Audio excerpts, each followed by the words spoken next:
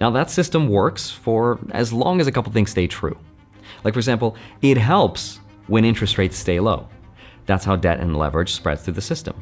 That's also why, for so many years, if you were invested in the markets, everything was good, even though the level of debt was unsustainable everywhere you looked. Well, then there's part two, which is, what about the future of the system?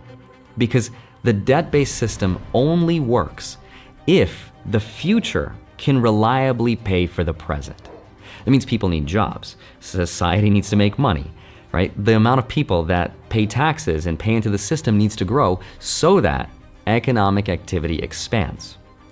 But now it's 2026, and here's what the future looks like. You've predicted AI will disrupt 50% of entry-level white-collar jobs over the next 1 to 5 years. What does that mean for the future of work, right? If you have a child who's graduating high school, thinking about college, thinking about a trade school, what should the future of America be looking to right now to make sure they have a job down the line? So that was the CEO of Anthropic. He's telling us that about 50% of white-collar work will be replaced in the next 1 to 5 years. And what that means is that there may not be enough humans in the workforce who will pay into the system, who will keep borrowing money to keep expanding the debt-based system. So investors are like, I've got a question. In a world where robots work and humans don't, who's doing the borrowing and where is the cash flow going to come from? We don't know.